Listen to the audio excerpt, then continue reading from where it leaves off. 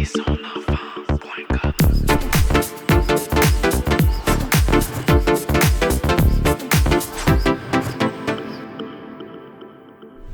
you for watching. This podcast is co-produced by aidersonenfant.com and la Fondation Jeunes Tête. I'm your host, Stéphanie, and in this segment, we will learn new ways to help our child.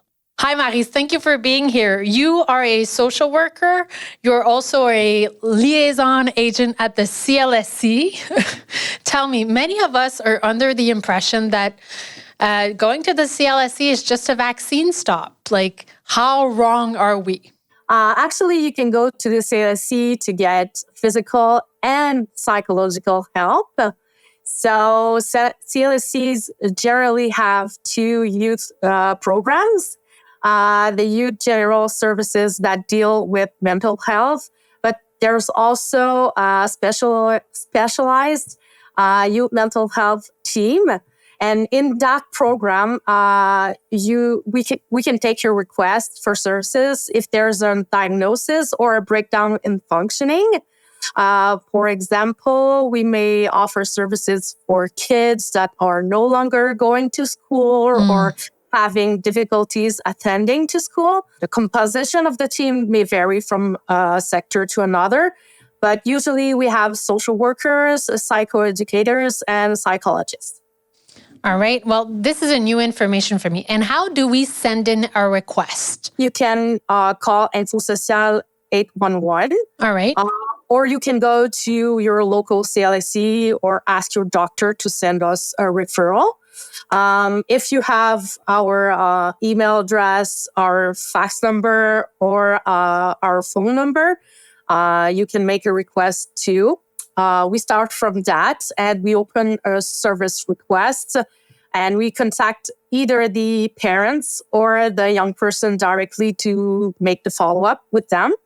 We go through the assessment process to fully understand where the difficulties are. Yeah. And we ask them what kind of services are they expecting.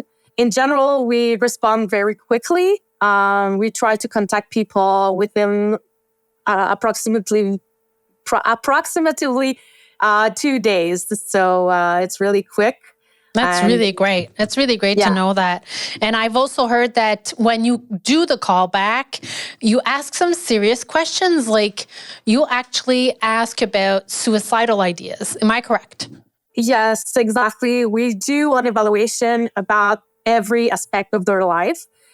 So if there's any risk about the situation, like you said, suicidal thoughts or automutilation, I don't know if it's self-mutilation, right? Self-mutilation, yes. And if there's any risk, we can maybe send them to the hospital or do a quick follow-up with us for a few meetings. Yeah. And I've heard that your waiting list is not that long. Is that true? Yeah, it's true. It would depend on the sector and the number of employees. But usually we're able to provide the services within 3 to 4 months when the request is made. What's the difference between calling 811 and the CLSC? About what's interesting with 811 is that there is a crisis team that's called CAF. They're dealing with crisis on a daily basis. So if there is a crisis, you can call 811.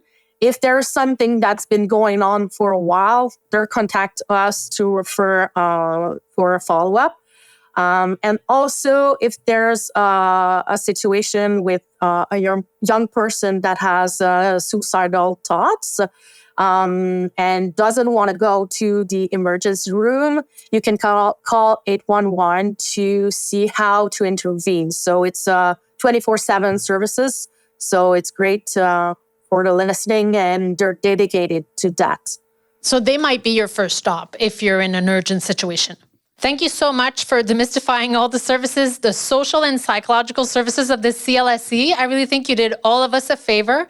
I don't think those services are well known enough. So thank you so much, Maryse, for being here with us today.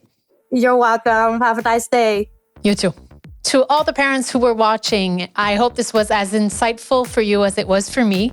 A list of available resources will be available on the website and on the page of the podcast. Stay tuned.